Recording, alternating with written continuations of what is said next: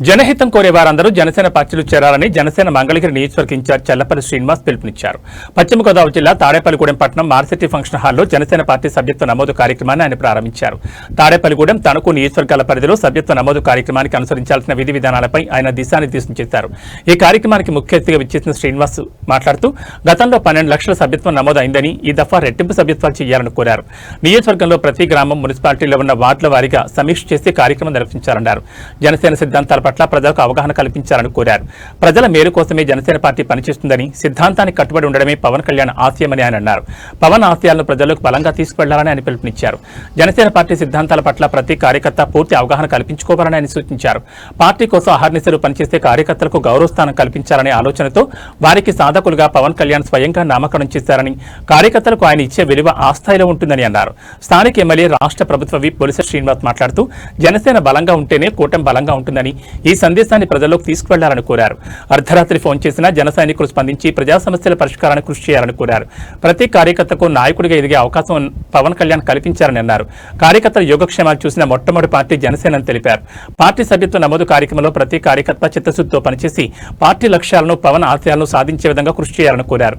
ఈ కార్యక్రమంలో జనసేన పార్టీ యువ నాయకులు Bolisetti Rajesh, పట్టణాధ్యక్షులు Vardhanapalli Kanthi, Pulla Bobby, Kasireddy Madhulatha, Adapa Prasad, Maddala Manikumar, Attili market yard chairman Dasam Prasad, Chepala Ramesh, కట్నం వైశాలి, చిక్కాల వేణు, కొమిశెట్టి శ్రీనివాస్, జనసేన కార్యకర్తలు, అభిమానులు పాల్గొన్నారు. సభ్యత్వాన్ని మనం పెంపొందించి మన ప్రభుత్వానికి అంటే జనసేన పార్టీకి మరింత బలం చేకూర్చాలని చెప్పి పవన్ కళ్యాణ్ సంపించారు.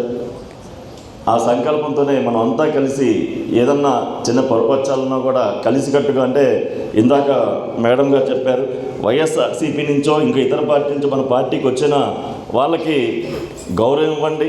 మొదటి ప్రాధాన్యత మొదటి నుంచి మన పార్టీలో కష్టపడే వాళ్ళకి ఇవ్వండి, వాళ్ళకు కూడా ప్రాధాన్యత ఇవ్వండి. వాళ్ళు దేనికంటే పవన్ కళ్యాణ్ గారు 21 సీట్లకు పరిమితం కాకూడదు. ఈరోజు పవన్ కళ్యాణ్ గారు ఉప ముఖ్యమంత్రి, రేపు ముఖ్యమంత్రి ఆ పై స్థాయికి వెళ్ళాలంటే మనం 175 స్థానాల్లో పోటీ చేసే పరిస్థితి రావాలి. అలాంటి పరిస్థితి రావాలంటే మనకి ఎవరైతే వచ్చారో వాళ్ళందరినీ ఆహ్వానించి మనం చేసుకోవాలని చెప్పి ఈ సందర్భం తెలియజేసుకుంటా ఉన్నాం. అలాగే ఇంకొక కార్యకర్త చెప్పారు, ఆర్థికంగా చేయలేని వాళ్ళు నిజంగా పవన్ కళ్యాణ్ గారి మీద అభిమానం ఉంటే వాళ్ళ చేయూతనిద్దాం, వాళ్ళ సభ్యత్వం మనం చేద్దాం చేసి అలాంటి వాళ్ళని. దేనికంటే నిన్న నాకు మంగళగిరిలో ఆంధ్రప్రదేశ్ వికలాంగుల సంక్షేమ సంఘం అధ్యక్షులు నా దగ్గరికి వచ్చి, సార్ మేము కూడా చేస్తాము, దాదాపు 2000 మంది రాష్ట్రంలో ఉన్నాం, 5వ తారీఖు మీటింగ్ పెట్టేసి ఆవిర్భావ సభ కూడా మేము చేస్తాం, ఈ సభ్యత్వాలు కోడ్ మాకు ఇవ్వండి అని చెప్పి వాళ్ళు అడిగిన పరిస్థితి. అంటే ఎంత భావాలు పవన్ కళ్యాణ్ గారి ప్రజల్లోకి ఎవరెవరిని కదిలిస్తున్నాయో మనం చూడండి. ఈ రోజున మనం గర్వంగా చెప్పుకుంటున్నాం, పవన్ కళ్యాణ్ గారి ఆశయాలకి ఈ రోజున మనం ప్రభుత్వంలో ఉన్నాం. నిజంగా ఈ గర్వకారణం అంటే నేను చెప్పేది మీకు ఏదో సోదా వచ్చేమో కానీ ఇది యథార్థం అని చెప్తున్నాను. కాబట్టి ఇవన్నీ కూడా మీరు దయతో ఆలోచన చేసి ఈ మెంబర్షిప్ డ్రైవ్ని, ఈ మెంబర్షిప్ని కూడా చేసి కూటమి ప్రభుత్వానికి జనసేన పార్టీ బలం.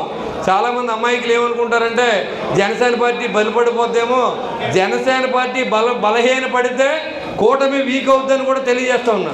కాబట్టి జనసేన పార్టీని గౌరవించాల్సిన అవసరం ఇతర పార్టీలకు ఉంది, అదేవిధంగా వాళ్ళని కూడా గౌరవించాల్సిన మనకు కూడా ఉంది. కాబట్టి మనందరూ కలిసి ఇలాంటి ఇన్ఫర్మేషన్ బయటికి పంపాలి.